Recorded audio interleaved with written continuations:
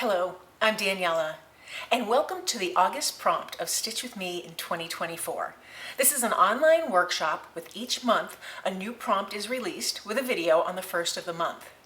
Today's prompt is for Olympics. Now, let me tell you, when I recorded this video not too long ago, just a few days before the Olympics started, there was a lot of excitement generated from the Olympics. Since the Olympics has started, the die-hard fans are thrilled, and then there's some controversy around the Olympics.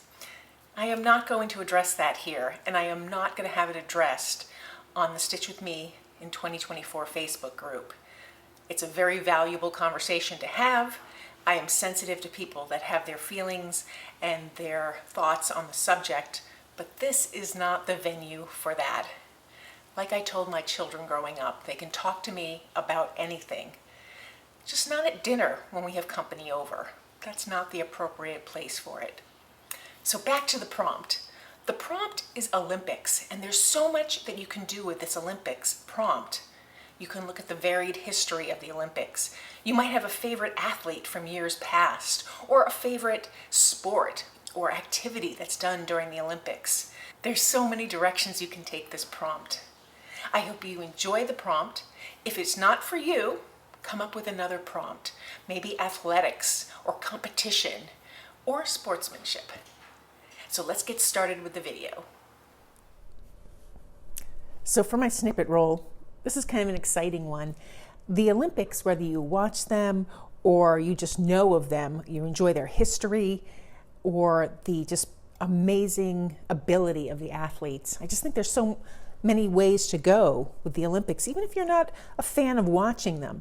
I think the history is so rich with Greece and just the idea of that it's steeped in mythology with Zeus, and there's just so much to go with.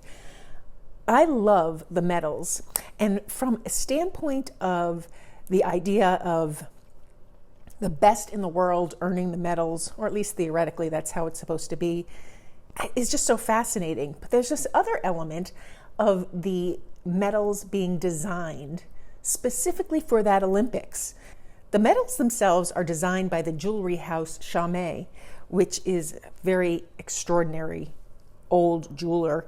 And what they did to make it really unique and personal to the 2024 Olympics is, because they're held in Paris, they put a little bit of the Eiffel Tower into each medal. That's just fascinating to me. They didn't remove the medal from the tower that exists currently, like recently. It's through the years of renovations, whenever they remove some of the iron from the tower, they save it. And it becomes a piece of history.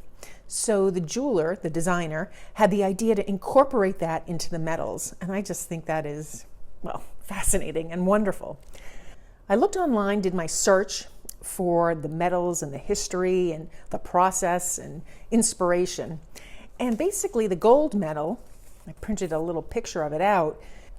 And so there's this little hexagon, and then there are these jewels, and these jewels are taken from the Eiffel Tower iron.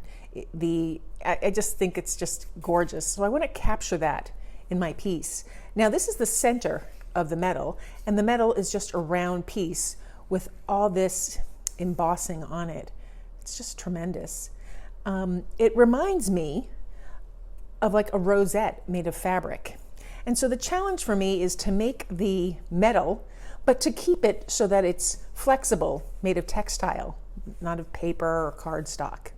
So the first thing I want to do is just press all my fabrics. I'm even going to press this one just one more time. And then I have all my fabrics that I'm going to use in this piece today. I have some lace for maybe interesting texture I might add to the background to continue to tie it in with my snippet roll. And I've already stamped my little tag. It says Olympics on it. So now I have a lot of work to do.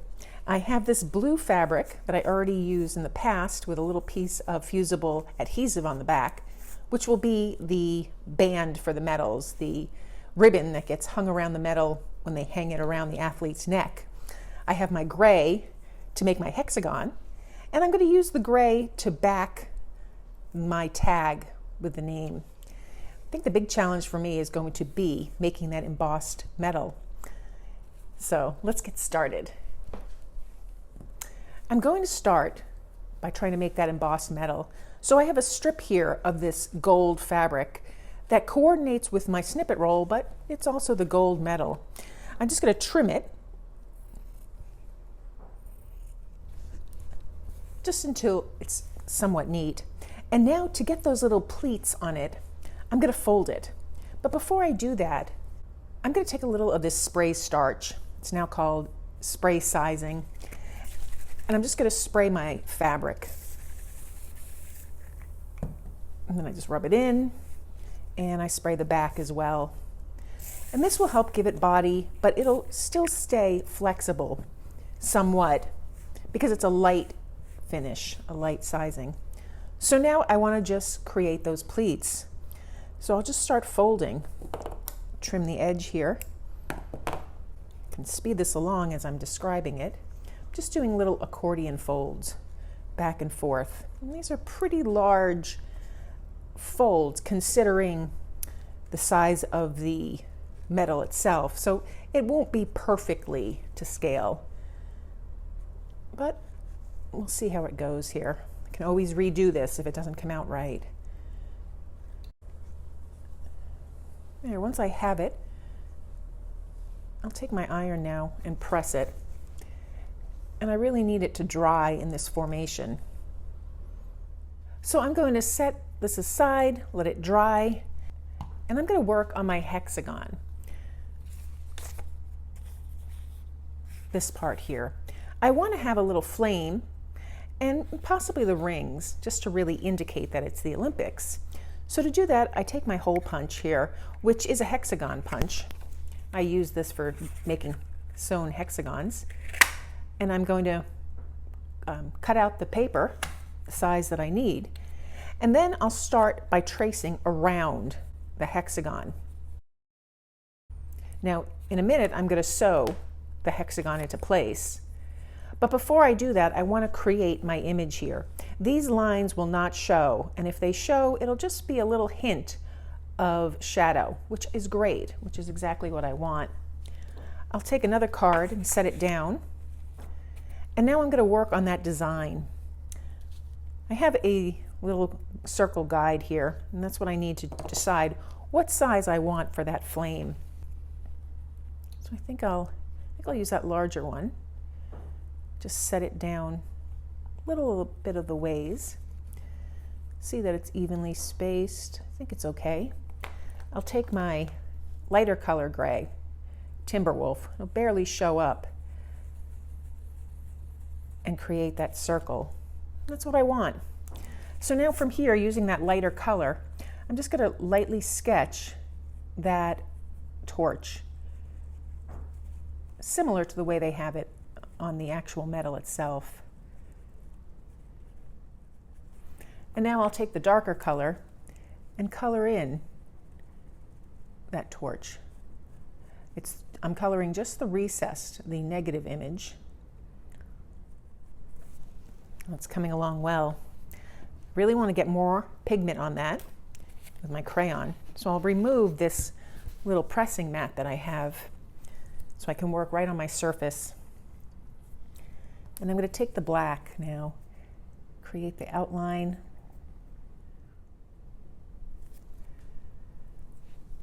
And then if I look at the torch, I see that there's a little recessed area. So I want to just kind of add that in.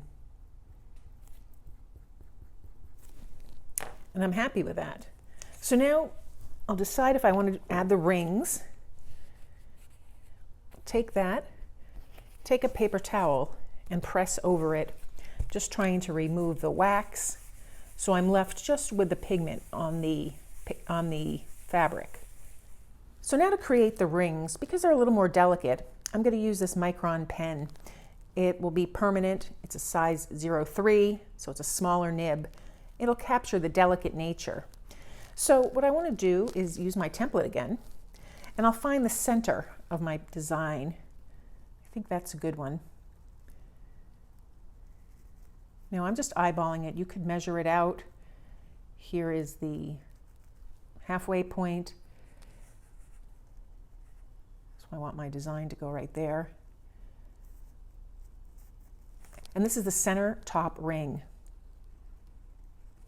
I'm just going to sketch it. And then I'm going to keep a space just a little bit and create the other two rings on the top. Trying to keep them in line. It's looking good. Now I want to create those bottom rings. They overlap the top two rings just barely, uniting them. And I'll do the same thing over here.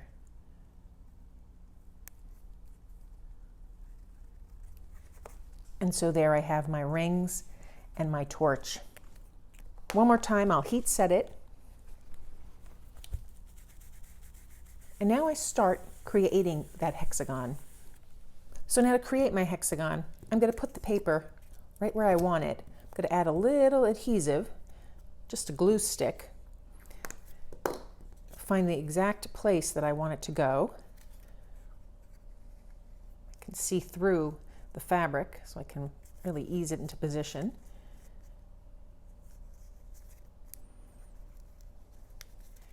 And now I'm going to press all the sides down with my iron. I'll use my paper towel on the bottom just to protect my mat and come over here and press each side down. If you didn't want to sew this, you could just glue it down, but I'm going to stitch it. So I'm taking 2 strands of the gray thread and I'm going up underneath both pieces at one of the little points. And I'm coming through them. I'm not going through the paper. And then I'll just do a little back stitch to hold it in place. This is kind of on the back and the side of this little hexagon here. And then I'll continue stitching to the next point where I capture with my needle all the layers of fabric, and I do another little back stitch.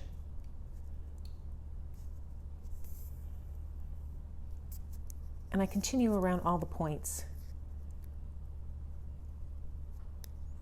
Again, I'm trying not to capture the paper, just the layers of fabric.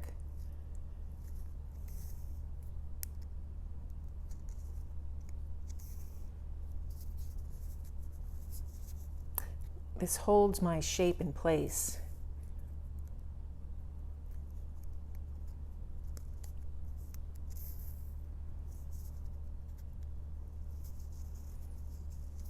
I want to make sure all the folds are nice and tight so I don't get a wonky shaped hexagon.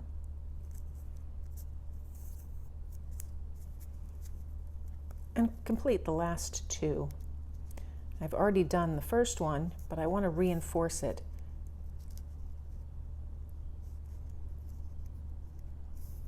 So I'll come from here to the one I've already done.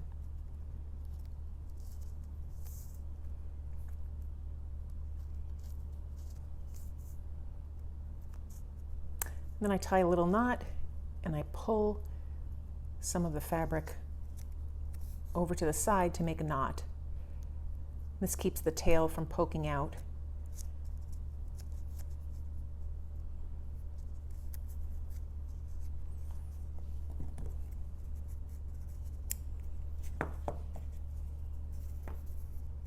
So here I have my metal, and I can play around with that, adding a little more shadow,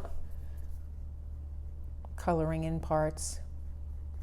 I like to go over the edge as well, just to give it a little more shadow. It's just a slight little hint, but this is something you can do. So now you can leave the cardstock in your hexagon, or you can remove it. To remove it, I like to just kind of gently work it out, pulling up the sides, but I'm still trying to maintain the shape of my hexagon.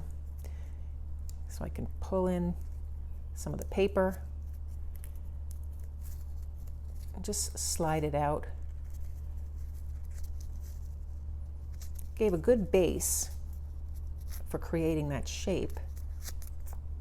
And then I'll just flip this over again. You could press it or just finger press it.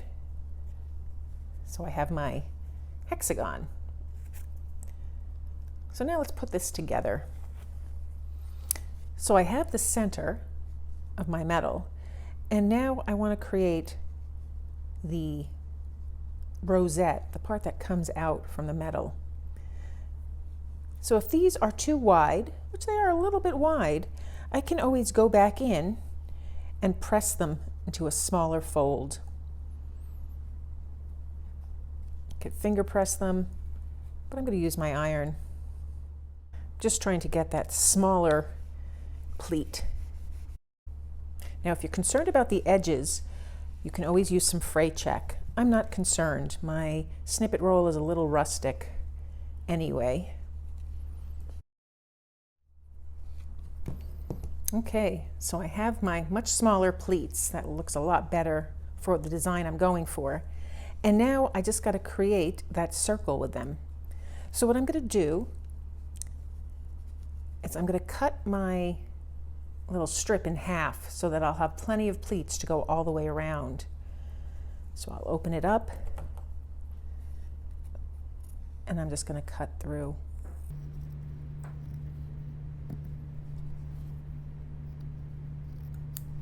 And now I have one much longer strip to make. So I'm just going to take the edges here,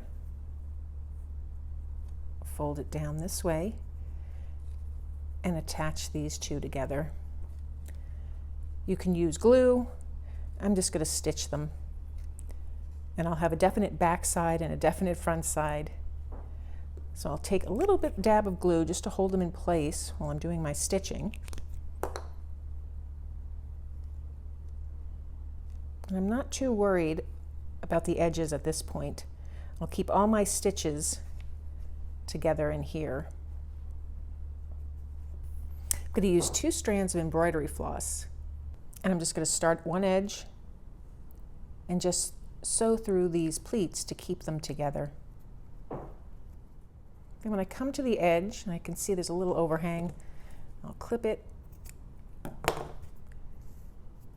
I'll go back again with the running stitch. This will really secure it. And then I like all my knots to be on the same side here.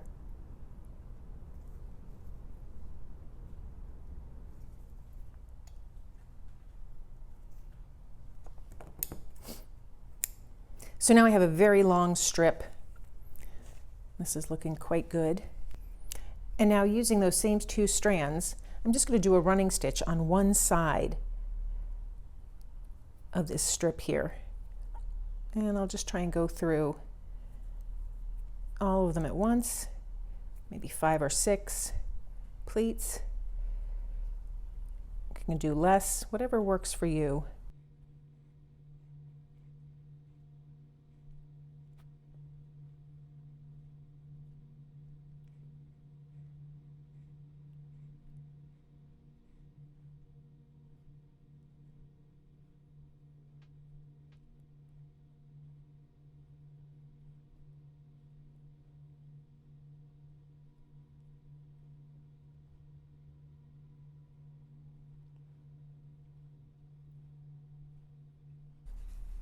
So I have all my pleats through here, and if you see, when I pull it around,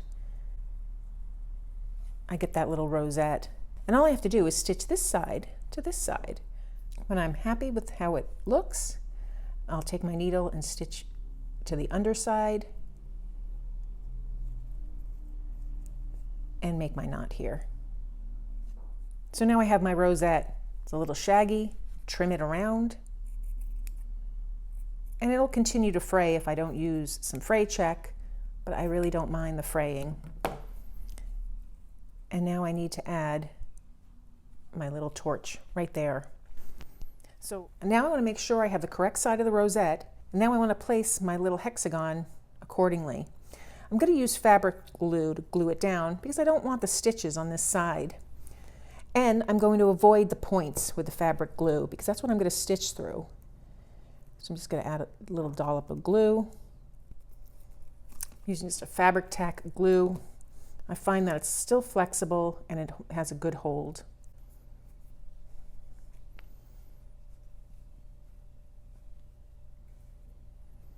And now I can press it into place. So now I'm going to give that a moment to dry. And now would be a good time to figure out my placement. So I have my Olympic medal here. I want to have my signage here, my indicator. Maybe I'll do it like this. And I need the ribbon that it's hanging from. So I have this fabric, coordinates with my previous, and I have a backing on it. I'm going to take that backing off. It's an adhesive backing. And I'm going to cut 2 strips.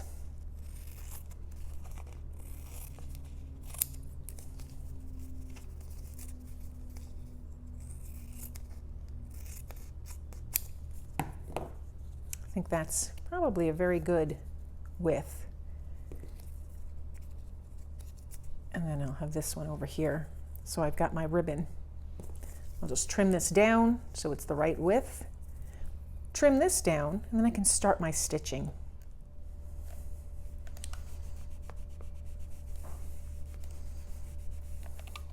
Once that's secure, I'll press the edges under as well.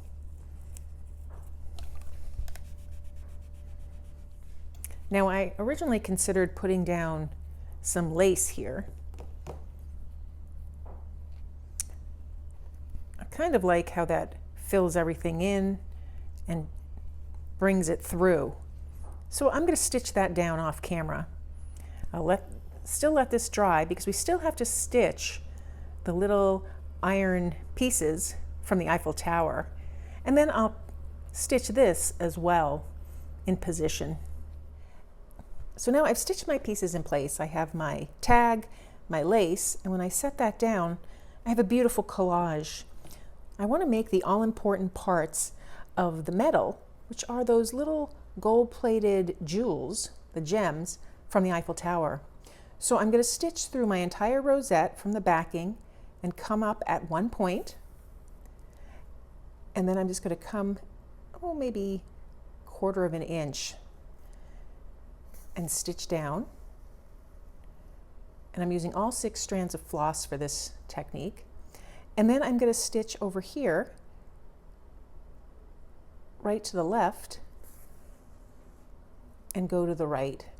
Now this isn't an exact replica of what's on the actual medals, but it's indicative of that. And I'll continue to do this around all of the points on this hexagon. So when it's all stitched, I have my little medal ready to go. I'm going to place it exactly where I want, centering it on that ribbon. And now I'm just going to stitch through here and here one more time. I'll put a little dab of glue on the back to hold it in place and just reinforce it. But I'm going to use those stitches to really anchor it down.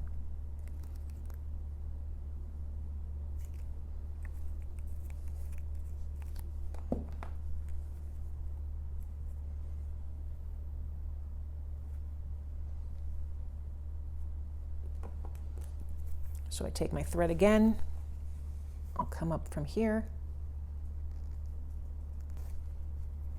come up right through where I've already stitched,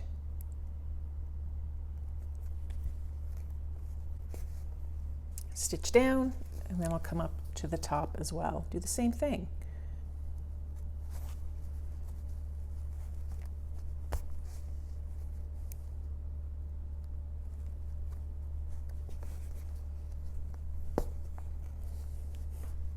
I'll knot it off on the back.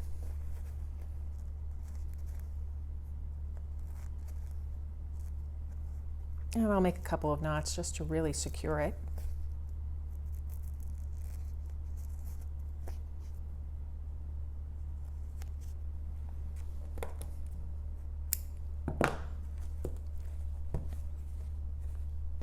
And here I have my August Stitch With Me in 2024 prompt. Oh, love it. I love the way this is all coming together. All the colors are echoed throughout. and then the most current one.